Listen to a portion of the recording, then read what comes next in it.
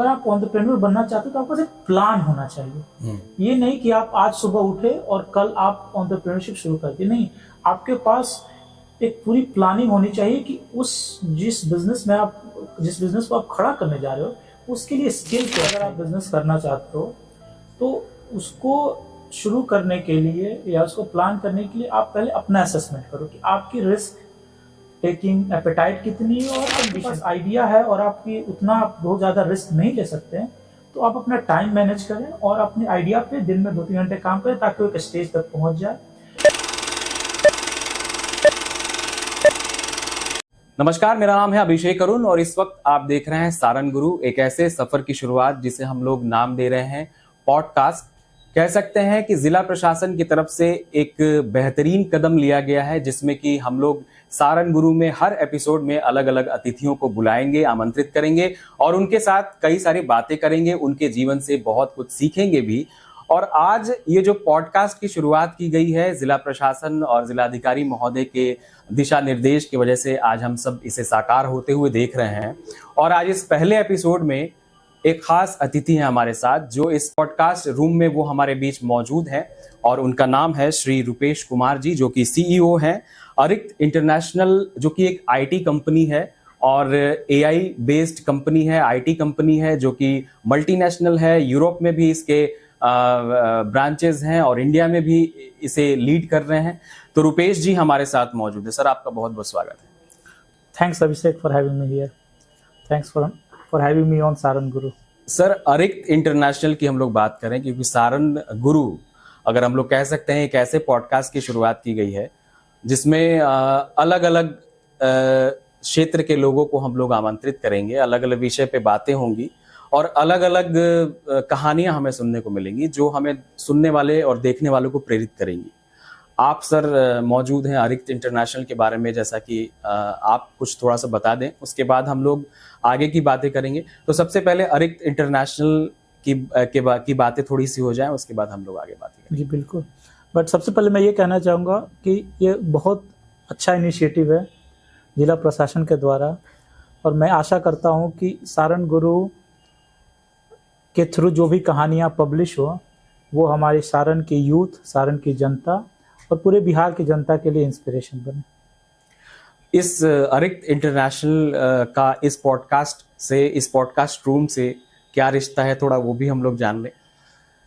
बिल्कुल, बहुत गहरा रिश्ता है क्योंकि मैं अरिक्त इंटरनेशनल का फाउंडर सीईओ हूँ और मैं बिहार से बिलोंग करता हूँ। बिहार के भोजपुर ज़िले में मेरा जन्म हुआ और पटना में मैं पला बढ़ा, वहीं से मेरी स्कूलिंग भी हुई और मैंने बीटेक आईआईटी रुड़की से किया। फिर मैंने इंडिया में 4 साल काम किया और 13 साल पहले मैं एम्स्टर्डम चला गया काम के लिए। और मेरे पूरा प्रोफेशनल जर्नी के दौरान मुझे एक बात हमेशा खल रही थी, मैं सोच रहा था कि I have to give back to society को वापस कुछ ना कुछ रिटर्न करें। और मेरा ये मानना है कि एजुकेशन जो है एक ऐसा माध्यम है जिससे हम सोसाइटी को लॉन्ग लास्टिंग वे में उसको इम्प्रूव कर सकते हैं। तो इसके लिए मैं बहुत सारे इनिशिएटिव ले रहा था और जब मेरे मित्र अमन समीर के द्वारा मुझे पता चला कि यहाँ एक लाइब्रेरी खुलने जा रही है तो मैंने इच्छा जाहिर की कि मैं भी अपना छोटा योगदान इसमें देना चाहूँगा। और मुझे खुशी हुई कि मैं सारन गुरु इस पॉडकास्ट रूम में एक छोटा सा योगदान दे पाया हूँ और आशा करता हूँ कि इस प्लेटफॉर्म से यूथ को बहुत हेल्प मिलेगी। सर, यूथ की बातें हम लोग करने वाले हैं। अक्सर हम लोग देखते हैं कि एक शब्द आता है एंटरप्रेन्योरशिप और अक्सर बिहार में जो हमारा जो समाज है, आप भी बिहार से ही बिलोंग करते हैं, बिहार के जो युवा हैं, हम लोग जो हैं वो चाहते हैं या तो सरकारी नौकरी करना या फिर प्राइवेट में किसी तरीके से नौकरी मिल जाती है तो कर लेते हैं। एक बड़ा गैप बनता है समाज में जो कि हमें गाइडेंस नहीं मिल पाता है कि हम लोग किधर जाएं। अक्सर आपने देखा भी होगा कि युवा जो हैं वो ग्रेजुएशन के बाद एमए भी करते हैं लेकिन तब तक उनका गोल क्लियर नहीं हो पाता है कि वो क्या करें। ऐसे में जो ये शब्द है एंटरप्रेन्योरशिप, इसमें कैसे देख रहे हैं, युवाओं को क्या एक मैसेज देंगे, एंटरप्रेन्योरशिप है क्या उसकी वो कैसे उसमें आगे बढ़ सकते हैं, क्योंकि बिहार की जो पृष्ठभूमि है वो थोड़ी सी अलग है, तो आम भाषा में कैसे समझाएंगे? नहीं, आपने सही बताया कि बिहार में जनरली क्रेज होता है कि हम सरकारी नौकरी में, किसी न किसी सरकारी नौकरी में चले जाएं या फिर किसी नौकरी में चले जाएं, इसमें कुछ बुराई नहीं है। लेकिन पहले एंटरप्रेन्योरशिप समझाने के लिए मैं अगर सिंपल भाषा में बोलूं तो जब कोई भी अपना कोई उद्यम या बिजनेस या कोई काम शुरू करता है उसको एंटरप्रेन्योरशिप बोलते हैं। जब आप किसी समाज में किसी समस्या को पहचानते हैं कि ये समस्या, ये प्रॉब्लम है, और अब उसका समाधान ढूंढने की कोशिश करते हैं, उसको दैट इज कॉल्ड एंटरप्रेन्योरशिप। अब समाधान ढूंढने के लिए आप कुछ भी कर सकते हैं। समाधान ढूंढने के लिए आप नए नए तरीके ईजाद कर सकते हैं। समाधान ढूंढने के लिए आप टेक्नोलॉजी को यूज़ कर सकते हैं। और समाधान ढूंढने के लिए आप अपने दिमाग में कुछ नए तरीके, कुछ लोगों को इकट्ठा कर सकते हैं, कुछ भी करें। बट अगर आप समाज की किसी समस्या का समाधान कर रहे हैं और उसके थ्रू अगर आप व्यवसाय जनरेट कर रहे हैं तो उसको एंटरप्रेन्योरशिप बोलते हैं। एक छोटा सा एग्जांपल है व्हाट्सएप। हम सारे व्हाट्सएप यूज़ करते हैं, बट क्या आपको पता है कि व्हाट्सएप की शुरुआत क्यों हुई थी? व्हाट्सएप की शुरुआत इसलिए हुई थी क्योंकि व्हाट्सएप से पहले एक दूसरे से इंफॉर्मेशन एक्सचेंज करने का एकमात्र माध्यम था फ़ोन करिए और या फिर एसएमएस करिए। बट वो और किसी ने उस समस्या को देखा कि हम आपको, मेरे पास अगर सेलुलर है तभी हम आपके थ्रू आपको एसएमएस कर पाएंगे और फ़ोन कर पाएंगे। SMS was also not very effective way. तो उस समस्या को समाधान करने के लिए किसी ने व्हाट्सएप की शुरुआत की। और इसी लाइन पे अगर यूथ हमारे किसी समाज में किसी समस्या को देख रहे हैं तो वो उसको समाधान की कोशिश करेंगे तो उनका एंटरप्रेन्योरशिप हो जाएगी। सर, आप अभी फिलहाल जो स्थिति में है, एक काफ़ी सक्सेसफुल और कंपनी भी चला रहे हैं, आप एक बेहतर उदाहरण साबित हो सकते हैं युवाओं के लिए। तो आपकी जर्नी कैसी रही, शॉर्ट में थोड़ा सा बताएंगे, क्योंकि आप भी एक एंटरप्रेन्योर ही हैं और काफ़ी बड़ा काम कर रहे हैं। क्योंकि एक तो विदेश में काम करना प्लस अपने देश में भी काम करना, अपनी जड़ों से जुड़े रहना, आपके जो मित्र हैं हमारे जिलाधिकारी महोदय, तो आपका कैसा रहा है, यात्रा कैसी रही है? मेरी यात्रा भी एक रोलर कोस्टर की तरह ही रही है। बहुत अप्स एंड डाउन्स आए हैं। बट जब मैं प्रोफेशनल जर्नी में था, जब मैं काम करता था, तो मैं आई बिलीव इन IT। मैं डेवलपर था, मैं आज भी हूँ, I am developer by heart. तो मुझे चीज़ें बनाने में अच्छा लगता है और मैं इस बात में बहुत विश्वास रखता हूँ कि IT is here for good. IT हमारे हेल्प के लिए है। आप अपना फ़ोन उठा के देखिए, आपके फ़ोन उठाइएगा तो आपके हाथ में banking solution, transport solution, weather solution, सब कुछ है। और IT ने हमें प्रदान किया है। तो IT बहुत पावरफुल है। IT और अब तो नया AI का एज आ गया, आर्टिफिशियल इंटेलिजेंस। ये बहुत ही एक पावरफुल मीडियम है और उसको अच्छे तरीके से यूज़ किया जाए तो हम समाज के बहुत सारे समस्याओं को आसानी से सॉल्व कर सकते हैं। ये मेरा बिलीफ पहले से था और आज भी है। उसी बिलीफ को जब मैंने एम्स्टर्डम में काम कर रहा था तो मैंने कुछ समस्याएं वहाँ पे ऑब्जर्व की और मैंने उसको सॉल्व करने के लिए हमने प्रोडक्ट बनाया, हमने एप्लीकेशन डेवलप किए और वही उसी के थ्रू हमने कंपनी शुरू की and that has been our journey. और वो जर्नी किसी भी एंटरप्रेन्योर की जर्नी बहुत मुश्किल होती है, क्योंकि आप जब शुरुआत करो, आपको I am first generation entrepreneur. तो मेरे फैमिली में, मेरे परिवार में और ना ही कोई दूर रिश्तेदार में भी किसी ने भी आज तक बिजनेस शुरू नहीं किया था। तो जब आप कोई बिजनेस शुरू करो तो तब आपको पता चलता है कि एक्चुअली प्रॉब्लम क्या आएगी। तो बहुत सारी प्रॉब्लम्स आती हैं, बट उसका अपना मजा भी यही है कि आप प्रॉब्लम है। एंटरप्रेन्योरशिप जो हम लोग अपनी भाषा में उसको हसलर भी बोलते हैं। एंटरप्रेन्योर को हसलर होना चाहिए। हसलर मीन्स आपके रास्ते में रुकावटें आएंगी, आप उसको सॉल्व करो, फिर अगली आएंगी, सॉल्व करो। तो वो भी हमारे साथ हुई है, हर तरीके से आई है, बट हमने उसको एक एक करके सॉल्व किया। सर, ये कितना बड़ा चैलेंज था आपके लिए ये स्टेप लेना कि मुझे बिजनेस करना है या फिर एंटरप्रेन्योर बनना है? क्योंकि हमारे समाज में अक्सर हम लोग अगर पेरेंट्स को कहते हैं कि हमें बिजनेस करना है, तो अगर सबसे बड़ी बात ये होती है पेरेंट्स को कन्विंस करना, खास करके बिहारी समुदाय में। तो ये एक बड़ा चैलेंज है हमारे यूथ के बीच में। तो आप उनको क्या संदेश देंगे, वो कैसे क्या स्टेप लें, कैसे समझाएं? जी, मैं उनको संदेश ये दूंगा कि पहले आप खुद कन्विंस हो कि आप एंटरप्रेन्योरशिप बनना चाहते हो कि नहीं, पहले एंटरप्रेन्योर बनना चाहते हो कि नहीं, और अगर बनना चाहते हो आप तो क्यों बनना चाहते हो। क्या आपको वो चीज़ें अच्छी लगती हैं जो आपको पेपर में छपती हैं, या फिर आपको शायद पैसा चाहिए, जिसमें भी कोई गलत बात नहीं है, या फिर आप कोई प्रॉब्लम सॉल्व कर रहे हो और आपको प्रॉब्लम दिखा और उसको सॉल्व करने के लिए, तो पहले आप बनना चाहते हो या नहीं, यूथ को मैं पहले ये सलाह दूंगा। और फिर आपका अपना रीजनिंग होना चाहिए कि आप क्यों बनना चाहते हैं। एक बार जब आपको रीजनिंग पता चल गई कि आप कन्विंस हो गए कि आप क्यों बनना चाहते हो, तो फिर आपको अपने पेरेंट्स को समझाना पड़ेगा। और बिहार में जैसा आपने बोला सही, पेरेंट्स सोचते हैं कि हमारा बेटा कहीं नौकरी में, सरकारी नौकरी पे फील्ड में कहीं सेटल हो जाए ताकि उसका लाइफ लॉन्ग जॉब सिक्योर रहे, क्योंकि हमारे पेरेंट्स चाहते हैं कि हमारा जॉब सिक्योर रहे। और हमारे पेरेंट्स हमारे लिए अच्छा चाहते हैं। लेकिन ये नया जमाना है, this is 21st century, right. Youth भी जेनजी है, और आज की यूथ को जॉब सिक्योरिटी उतनी नहीं चाहिए। तो ये एक चैलेंज है पेरेंट्स को कन्विंस करना। लेकिन अगर आप खुद कन्विंस हो गए तो बहुत सारे एग्जांपल्स हैं, उसके थ्रू आप पेरेंट्स को कन्विंस करने की कोशिश कर सकते हो। थोड़ा टाइम लगता है। आपके साथ कभी ऐसा हुआ था कि आपको कन्विंस करना पड़ा? मुझे भी करना पड़ा, मुझे भी थोड़ा टाइम, लेकिन मुझे थोड़ा कम टाइम लगा क्योंकि मैं एम्स्टर्डम में था।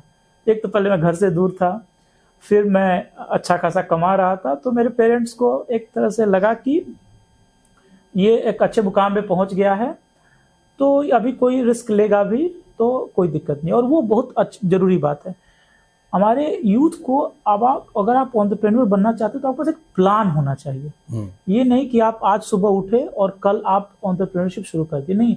आपके पास एक पूरी प्लानिंग होनी चाहिए कि जिस बिजनेस को आप खड़ा करने जा रहे हो उसके लिए स्किल क्या चाहिए, वो स्किल आपके अंदर है क्या। फिर हर एंटरप्रेन्योरशिप एक थोड़ा सा रिस्क तो है ही, हम सभी मानते हैं।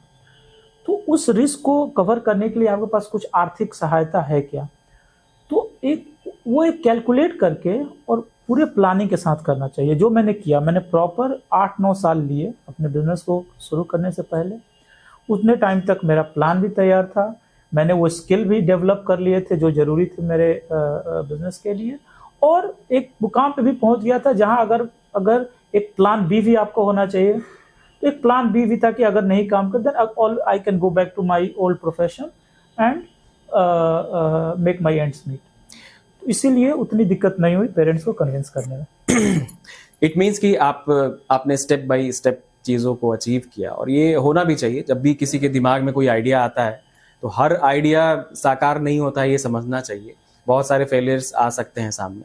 तो अगर आपके तरफ से क्या मैसेज रहेगा, अगर कोई युवा के पास अगर कोई आइडिया है, अगर वो चाहता है कि इसको आगे लेके हम लोग किसी बड़े मुकाम पे पहुंच सके, तो वो क्या क्या स्टेप ले, कैसे अपनी प्लानिंग करे, सरकार के तरफ से क्या क्या चीजें हेल्प मिल सकती हैं, इन सब विषयों पर सर थोड़ा बात करें। हाँ, बिल्कुल बिल्कुल।